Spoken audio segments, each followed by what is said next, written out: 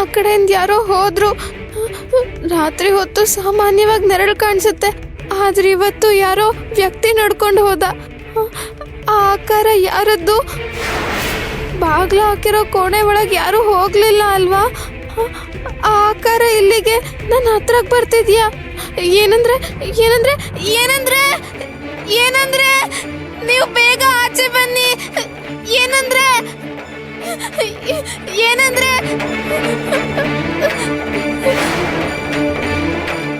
ಸಕ್ಕು, ಏನಾಯ್ತು ಸಕ್ಕು? ಏನಂದ್ರೆ ಏನಂದ್ರೆ ಅದು ಅಲ್ಲಿ ಅಲ್ಲಿ ಅಲ್ಲಿ ಒಬ್ಬ ಮನುಷ್ಯನ ಆಕಾರ ಹಾಗೆ ನಡ್ಕೊಂಡು ಹೋಗೋದನ್ನ ನೋಡ್ದೆ. ಇನ್ನು ಇನ್ನು ಇನ್ನಲ್ಲಿಂದ ಚಂಬ್ ಕೆಳಗ್ ಬಿದ್ದ ಶಬ್ದ ಕೂಡ ಬಂತು. ಅಂದ್ರೆ ಯಾರೋ ಆಚೆ ಬರೋಕ್ ಪ್ರಯತ್ನ ಪಡ್ತಿದ್ದಾರೆ. ಒದ್ದಾಡ್ತಿರೋ ಶಬ್ದ ಕೂಡ ಕೇಳಿಸ್ತು. ಮತ್ತೆ ಆ ಮನುಷ್ಯ ತನ್ನ ಮೈ ಮೇಲೆ ಕಂಬಳಿ ಹೊದ್ಕೊಂಡಿದ್ದ. ಏನಂದ್ರೆ ನಾನು ಹೇಳಿದ್ರೆ ನೀವು ನಂಬಲಿಲ್ಲ. ಇದಕ್ಕೆ ನಾನು ಹೇಳಿದ್ದಮ್ಮ, ಇಂಥ ಜಾಗದಲ್ಲಿ ಸಕ್ಕುನ ಇರೋದಕ್ಕೆ ಹೇಳೋದು ತಪ್ಪಮ್ಮ. ನಾನು ಕೂಡ ನಿನಗೊಂದು ವಿಷಯ ಹೇಳಿದ್ದೆ, ಅದ ನೆನ್ಪಿಲ್ವಾ? ಏನಿಲ್ಲ ಅಮ್ಮ, ಭಯ ಪಡೋ ಹಾಗೆ ಕಳ್ನಾಟಕ ಆಡಿ ದಿಗು ಅನುಕಂಪ ಗಿಟ್ಟಿಸ್ಕೊಳಕ್ ನೋಡ್ತಿದ್ದಾಳೆ. ದಿಗು ನೋಡು ಗಾಬರಿ ಆಗ್ತಿದ್ದಾನೆ. ಅಂದ್ರೆ ಇವಳು ಗೆದ್ದಾಗೇನೆ. ಇಷ್ಟ ದಿನ ನಮ್ಗ್ಯಾಕ ಆಕಾರ ಕಾಣಿಸ್ಲಿಲ್ಲ? ನಾನ್ ನೋಡ್ಕೋತೀನಿ, ನೀನ್ ಒಳಗ್ ಹೋಗು. ಸೆಂಬು ನಿದ್ದೆ ಮಾಡ್ತಿದ್ದಾನಲ್ವಾ, ಎದ್ದಾಗ ಪಕ್ಕದಲ್ಲಿ ಯಾರು ಇಲ್ಲ ಅಂದ್ರೆ ಅವ್ನ್ ಭಯ ಪಡ್ತಾನೆ. ಹೋಗು. ಅದಲ್ಲಮ್ಮ, ನೀನ್ ಹೋಗು.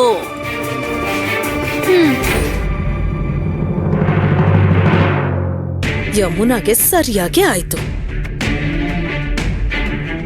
ದಿಗು, ಒಂದ್ ವಿಷಯ ಹೇಳು, ಸಕ್ಕುಗೆ ಇಲ್ಲಿ ದೊಡ್ಡ ದೊಡ್ಡ ಶಬ್ದಗಳು ಕೇಳಿಸಿದ್ವಾ?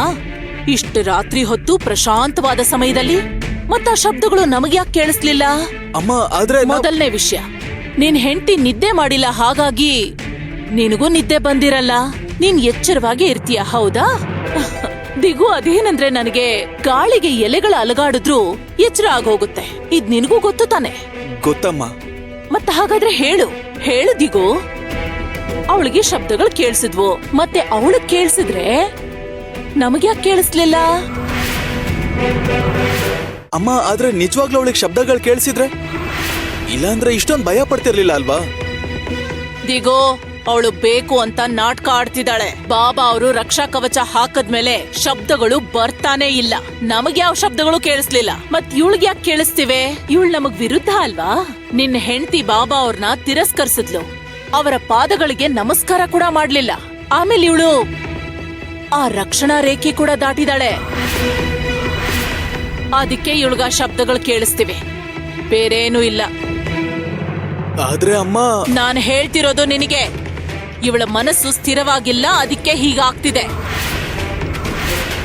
ನಿನ್ ಹೆಂಡತಿಗೆ ಹೇಳು ನಾಗೋಜಿ ಬಾಬಾ ಅವರ ಸ್ಮರಣೆ ಮಾಡು ಅಂತ, ಆಗ ಯಾವ ತೊಂದ್ರೆನೂ ಇರಲ್ಲ.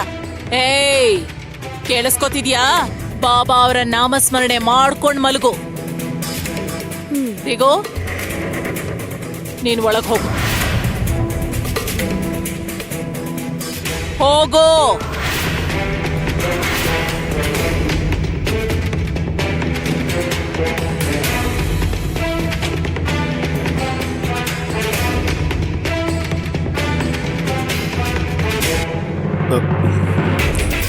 ಬಾರೋ ವಿನೋ.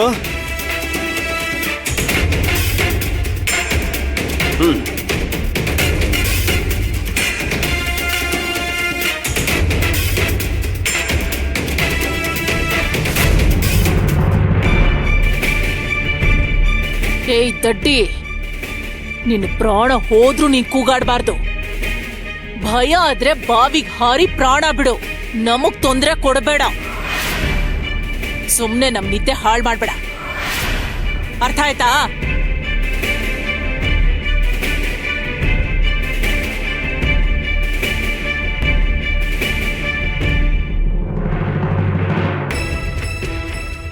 ಪಾಂಡುರಂಗ ಪಾಂಡುರಂಗ ಪಾಂಡುರಂಗ ಪಾಂಡುರಂಗ